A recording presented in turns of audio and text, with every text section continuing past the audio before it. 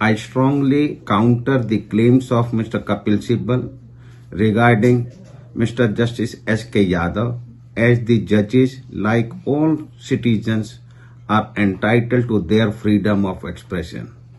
While judges must rescue themselves from cases where they have expressed an opinion, and the act of a judge speaking on an issue does not itself warrant impeachment. Justice Yadav's public statement could have been avoided, but it does not justify initiating impeachment proceedings against him. I believe this impeachment motion is a calculative move to intimidate the judiciary, and in fact, it threatens the very independence of the judicial system.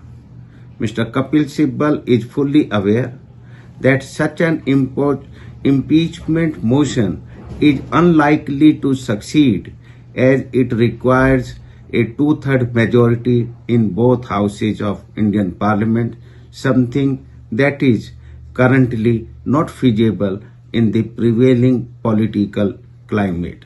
I firmly disagree with the impeachment motion on the ground that the integrity and independence of the judiciary must be preserved, and that the process of impeachment should not be misused for political purposes.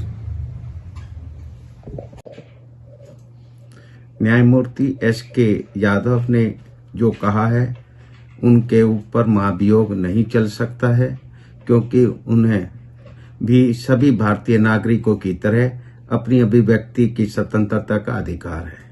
न्यायाधीशों को अपने आप को उन मामलों से दूर रखना चाहिए जिसका मुकदमा उनके पास फैसला देने के लिए आ सकता है। न्यायमूर्ति यादव जो उक्त सार्वजनिक भाषण देना जरूरी नहीं था, लेकिन यह भाषण उनके खिलाफ अभियोग की कार्रवाई शुरू करने के लिए भी उपयुक्त नहीं है। मेरा मानना है कि यह महाभियोग प्रस्ताव न्यायपालिका को डराने के लिए एक सोचा समझा कदम है, और वास्तव में यह न्यायिक प्रणाली की स्वतंत्रता को खतरे में डालता है।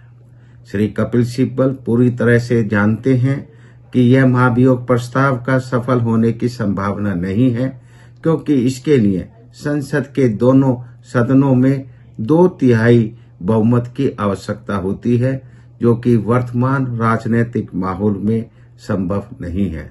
मैं इस महाभियोग प्रस्ताव से असहमत हूं, क्योंकि न्यायपालिका की अखंडता और स्वतंत्रता को संरक्षित किया जाना चाहिए, और महाभियोग की प्रक्रिया का राजनीतिक उद्देश्यों के लिए दुरुपयोग नहीं किया जाना चाहिए।